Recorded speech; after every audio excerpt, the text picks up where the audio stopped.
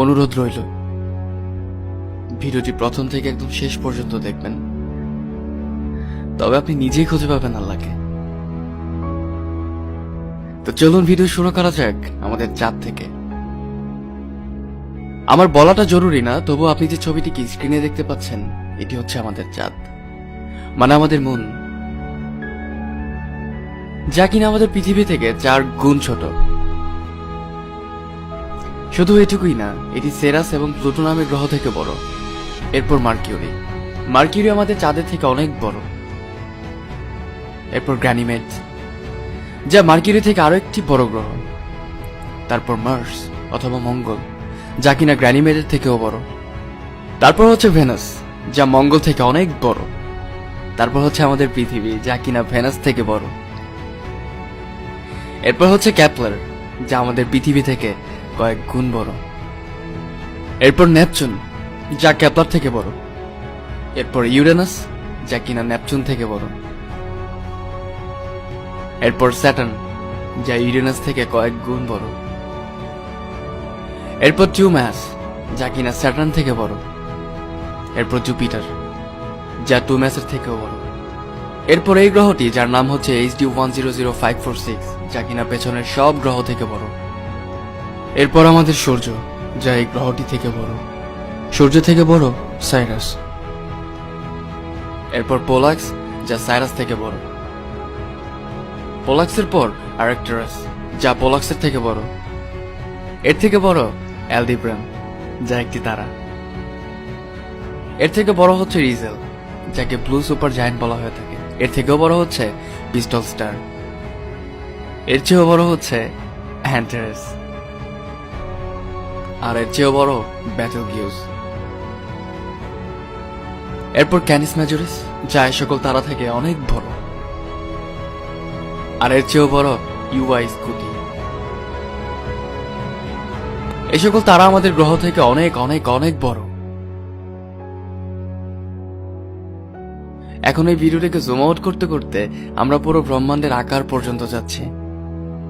কি এই ব্রহ্মাণ্ড, কত বড় এই ব্রহ্মাণ্ড,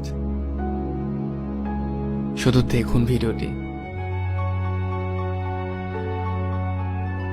এরপর হয়তো আপনার ভেতর থেকে উত্তর চলে আসবে, আসলে আমরা মানুষ জাতি কি। এখন যে দৃশ্যটি আপনি দেখছেন, এখানে লাখো কোটি তারা রয়েছে।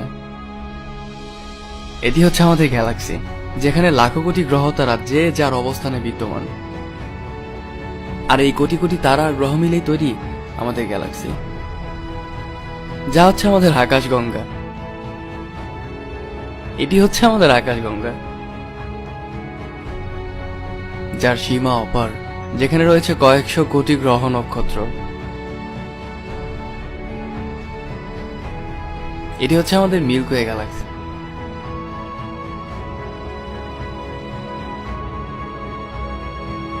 এই মিল্কওয়ে গ্যালাক্সির পাশেই রয়েছে আরো একটি গ্যালাক্সি, যার নাম অ্যান্ড্রোমেডা গ্যালাক্সি, যা আমাদের মিল্কওয়ে গ্যালাক্সি থেকে 4 গুণ বড়। আর না জানি এর মধ্যে কত গ্যালাক্সি আমাদের গ্যালাক্সির চারপাশে রয়েছে। এই সকল গ্যালাক্সি মিলেই যা হয়, সেটি হচ্ছে আমাদের ব্রহ্মাণ্ড।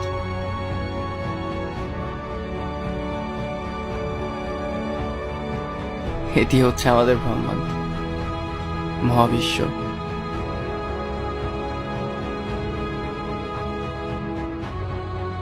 যার ভেতর মিলিয়ন বিলিয়ন গ্যালাক্সি রয়েছে।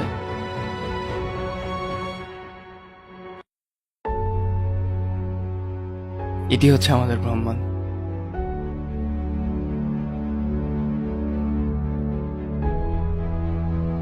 এটি হচ্ছে আমাদের ইউনিভার্স। শুধু এটুকুই নয়, এখন আপনি স্ক্রিনে যা দেখতে পাচ্ছেন, এটি হচ্ছে আমাদের ইউনিভার্স, একটি বল। না জানি আমাদের ইউনিভার্সের মতোই কত লাখো কোটি ইউনিভার্স রয়েছে এই বিশ্ব ব্রহ্মাণ্ডে।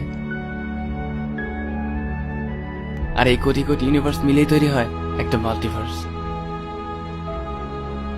হয়তো এই সকল মাল্টিভার্সের উপরও এক সুপারভার্স আছে, যেখানে হাজারো মাল্টিভার্স আছে, লাখো কোটি মাল্টিভার্স আছে। এটি হচ্ছে আমাদের ব্রহ্মাণ্ড। খুব অবাক হচ্ছেন না?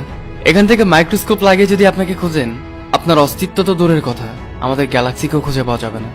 ভিডিওটি দেখে একবার কি ভেবেছেন যেগুলো আসলো কোথা থেকে? কোথা থেকে আসলো এই বিশ্ব ব্রহ্মাণ্ড? কে বানালো এই ব্রহ্মাণ্ড? এত বড় স্পেস, এত বড় জায়গা কিভাবে চলছে? চলুন ব্রহ্মাণ্ডের কথা বাদই দেয়া যাক। মিশরের পিরামিডের নাম হয়তো সবাই শুনেছেন। কখনো চিন্তা করেছেন এত বড় পিরামিড কিভাবে তৈরি হলো? কিভাবে এক পাথরের উপর আরেকটি পাথরকে রাখা হয়েছে, যেখানে একটি পাথরের সর্বনিম্ন ওজন 5 টন? কিভাবে কিভাবে তৈরি হয়েছে পিরামিড? পিরামিডের কথা বাদই গেল, আপনি কি স্টোনহেঞ্জের নাম শুনেছেন? স্ক্রিনে যে পিকটি দেখতে পাচ্ছেন এটি হচ্ছে স্টোনহেঞ্জ। কখনো কি ভেবেছেন এভাবে সাজানো লম্বা লম্বা পাথরকে একটির উপর আরেকটিকে রাখা হয়েছে কিভাবে? কে রেখেছে এগুলো? কি এগুলো? প্রতিটা মানুষ নিজের জায়গা থেকে আলাদা, কারো সাথে কারো হুবহু মিল নেই। বিশ্ব ব্রহ্মাণ্ডে কত শত গ্রহ রয়েছে, সব গ্রহই নিজের জায়গাতে ঘুরতে থাকে। কখন এমন হয়নি একটি গ্রহ নিজের জায়গা ছেড়ে অন্য জায়গাতে চলে গিয়েছে? আমাদের মানুষদের বেঁচে থাকার জন্য খাবার খেতে হয়, আর যে খাবার আমরা এই পৃথিবী থেকে পেয়ে থাকি।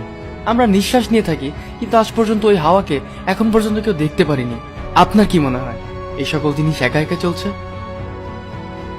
এত বড় পৃথিবী, এত বড় ব্রহ্মাণ্ড, এত বড় মহাবিশ্ব, এত এত এত কিছু, এসব একাই চলছে? আমার কাছে তো মনে হয় না।